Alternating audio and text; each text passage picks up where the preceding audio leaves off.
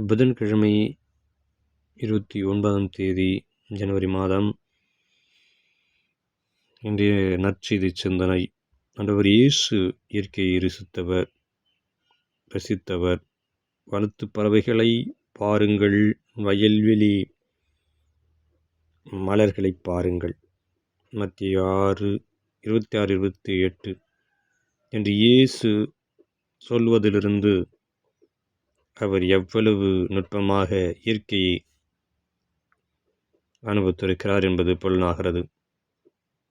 இதுபோன்று அன்றைய மனிதர்கள் செய்யும் தொழிலையும் ஆண்டவர் இயேசு கூர்மையாக கவனிக்கிறார். எனவே விதைப்பவன் ஊமை, திராட்சை தோட்டத்தை வேலையாளர்கள்,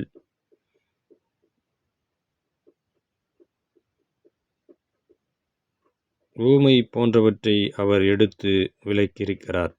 இன்றைய நற்செய்தியிலே வரும் விதைப்பவன் ஊமை நம்மை சிந்திக்க தூண்டுகிறது. பல்வேறு விதைகள் விழுந்து பல்வேறு மனநிலைகளை சுற்றுகின்றன. நல்ல மனநிலையோடு வாழ்ந்தால் மிகுந்த பலன் தர முடியும். பெரிய செல்வந்தரின் மகனாகிய பிரான்சிஸை புனித பிரான்சிஸ் அசிசியராக மாற்றிய இறைவார்த்தை,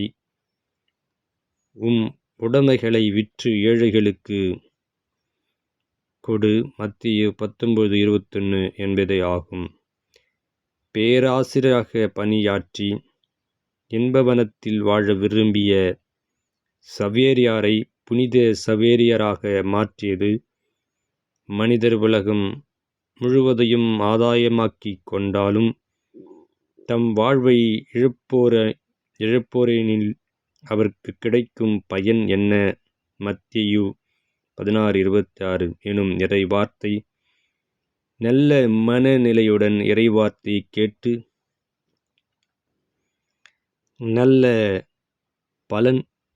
பயன் கொடுக்கும் மனிதர்களாக மாறுவோம். ஆமேன்.